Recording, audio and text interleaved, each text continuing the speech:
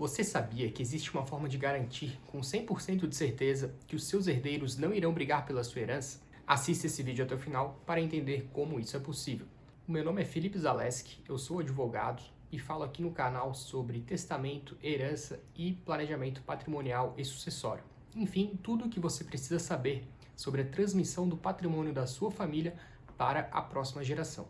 No vídeo de hoje, eu vou explicar o que você deve fazer para evitar que os seus filhos ou seus descendentes eles briguem pela sua herança, o que infelizmente é algo muito corriqueiro e muito comum em toda a história da humanidade, inclusive. Bom, na verdade existem duas formas de evitar que surjam brigas. A primeira é simplesmente não deixando herança nenhuma. Então, se não existe herança, não tem como os herdeiros brigarem, né? Parece brincadeira, mas essa é uma realidade cada vez mais comum. Muitos pais têm um receio de os filhos crescerem acomodados, sem motivação para trabalhar, enfim, achando que já estão com o futuro garantido pelo simples fato de serem filhos de pais com muito patrimônio.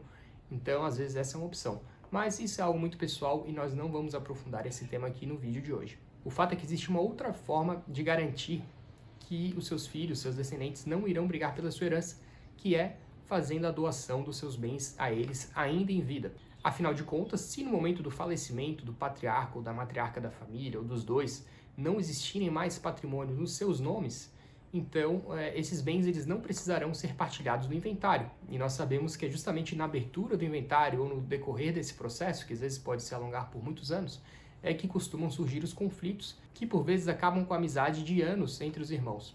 Bom, você deve estar pensando, tá, mas se eu doar o patrimônio para os meus filhos, como é que eu vou viver aí os últimos anos da minha vida? Eu vou ter que depender da boa vontade deles? Eu vou viver de favor? A resposta é, definitivamente não. É aqui que entra a cláusula de reserva de usufruto. Por meio delas, todos os rendimentos gerados pelo patrimônio continuam sendo revertidos em favor do doador, ou seja, do patriarca ou da matriarca da família. Os donatários, ou seja, os filhos, eles recebem apenas o que nós chamamos de nua propriedade dos bens. Eles serão os donos, mas quem continua recebendo o fruto e usufruindo de todas as formas desses bens continuam sendo os doadores, até o fim de suas vidas. Ou seja, se o patriarca ou matriarca da família tinham a intenção de viver da renda de aluguéis de imóveis durante a sua aposentadoria, e ao mesmo tempo quer impedir que os filhos venham a entrar em conflito em um futuro processo de inventário, eles podem sim fazer a doação desse imóvel já antecipadamente em vida, dividindo entre os filhos, ou se for mais de um imóvel, já estabelecer qual vai ficar com cada um, e manter a reserva de usufruto vitalícia, garantindo assim que continuarão recebendo os aluguéis até o fim de suas vidas. Esse mesmo raciocínio se aplica também a ações ou cotas de empresas, que pagam dividendos para os seus acionistas, para os seus cotistas. Então, a mesma coisa, você pode fazer a doação das cotas, das ações, e estabelecer a cláusula de reserva de usufruto, ficando assim com direito aos dividendos, inclusive direito a voto, se for o caso, tudo isso fica mantido com o doador. Falando nisso, uma estratégia muito utilizada é a combinação da doação, né, esse mecanismo que nós estamos falando hoje, com a criação, a instituição de uma holding familiar. Pois nesse caso, a holding passa a ser a detentora de todo o patrimônio da família, que fica com as suas cotas. No caso, normalmente o patriarca ou matriarca, eles têm a maior parte das cotas dessa holding, eles podem já fazer a doação das cotas ainda em vida para os filhos e mantendo o usufruto vitalício delas. Aliás, se você está em dúvida se está na hora de criar a sua holding familiar, eu vou indicar um vídeo que vai aparecer aqui em cima, aqui do nosso canal do YouTube, em que eu explico aí quais são os sinais que indicam que talvez esteja na hora de você tomar essa decisão. E além da reserva de usufruto, existem outras cláusulas que também podem ser utilizadas, como é o caso da impenhorabilidade, da inalienabilidade, da incomunicabilidade e da reversão. Vou explicar cada uma delas agora. A impenhorabilidade significa que o bem recebido, né, sejam imóveis, sejam as cotas, eles não podem ser oferecidos em garantia, em operações imobiliárias, em qualquer tipo de empréstimo, enfim, qualquer tipo de operação, esses bens eles não poderão ser oferecidos em garantia e também, em algumas situações, eles não poderão ser penhorados por credores para satisfazer o débito dos donos aí da nua propriedade.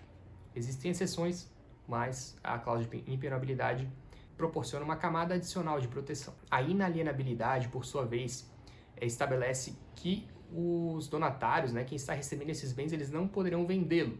E isso é muito interessante porque garante que realmente os usufrutuários permanecerão recebendo os rendimentos desse patrimônio até o resto de suas vidas. Então não terá nenhum tipo de problema que poderia surgir, né, com a alienação desses bens. A incomunicabilidade impede que os bens doados eles se comuniquem com o patrimônio do cônjuge do donatário. Então, se você tem um filho e faz uma doação com cláusula de incomunicabilidade, esses bens eles não comunicarão com o patrimônio da esposa do seu filho. Então ficarão dentro da família de você. Ao menos, é claro, até o falecimento do donatário, porque o cônjuge ele é um herdeiro necessário, então no momento da abertura do inventário, enfim, da transmissão do patrimônio para outra geração ainda, a esposa, né, no caso, ela receberia na condição de herdeiro. E por fim, a cláusula de reversão, ela possibilita que, como nós estamos falando aqui em planejamento envolvendo pais e filhos, infelizmente, em alguns casos, essa ordem natural das coisas acaba se invertendo. Então, se o filho falecer antes do pai, que doou o bem para ele,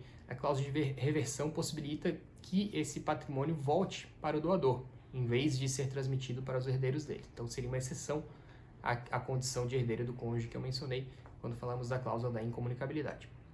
Mas apenas essa reversão se aplica apenas no caso de falecimento, porque uma vez doado, esse ato ele não pode mais ser revogado. E para encerrar o vídeo, eu queria destacar alguns cuidados que devem ser observados aí para que seja colocado em prática esse instrumento de planejamento sucessório. Em primeiro lugar, muita gente não sabe, mas a doação ela exige o pagamento do ITCMD, que é o mesmo imposto que incide sobre a herança. E quem deve pagar são sempre ou os herdeiros, né, no caso de falecimento, ou os donatários, que é quem está recebendo os bens. Em alguns poucos estados do Brasil, a alíquota desse imposto é menor no caso de doação do que de herança, ou seja, é um incentivo dos estados para que o patrimônio realmente seja partilhado ainda em vida, porque afinal ele está antecipando o recebimento desses valores, então é mais vantajoso. E também porque no caso de doação, como nós vimos, né, o objetivo final desse vídeo é evitar a ocorrência de brigas. Então, se um processo de inventário vai levar 20 anos, o Estado só vai receber o valor do imposto no final. Então faz todo sentido que a alíquota referente à doação seja menor. Infelizmente, essa não é uma prática tão comum nos estados brasileiros, mas alguns deles sim possibilitam isso. Então sugiro que você consulte um advogado aí no seu estado, especialista em sucessão, em tributário, em direito tributário, para que analise se esse é o caso. E também ainda sobre o ITCMD, é importante a gente deixar claro que atualmente o valor máximo que os estados podem cobrar é de 8%. Porém, existem algumas iniciativas de aumentar o valor desse imposto. Então tem, por exemplo, existem tentativas até de dobrar o valor dele. Então, uma das vantagens então de você optar por fazer a doação dos bens ainda em vida é que, caso essa legislação mude no futuro, no momento do seu falecimento, os herdeiros já não precisarão mais recolher esse imposto com valor majorado, porque já terão recolhido com base na lei atual que estabelece como limite o valor de 8%. Uma outra observação importante é que sempre que há uma doação de ascendente para descendente ou entre cônjuges, a legislação ela equipara essa operação a uma antecipação da herança, que é justamente o nosso objetivo aqui. E qual é a consequência disso? A consequência é que a legítima dos herdeiros necessários vai precisar ser respeitada. Então, o quinhão daqueles que seriam já os seus herdeiros no futuro, que são os descendentes ou os ascendentes, se for o caso, né? Aqui nosso objetivo do vídeo são só de descendentes.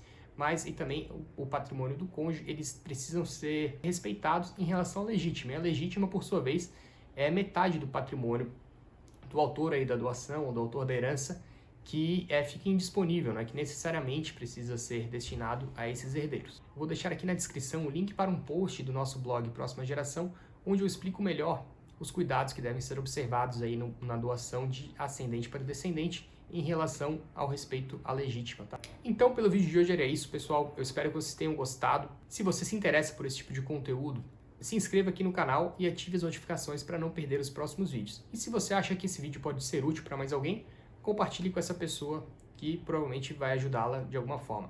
Um grande abraço e até o próximo vídeo.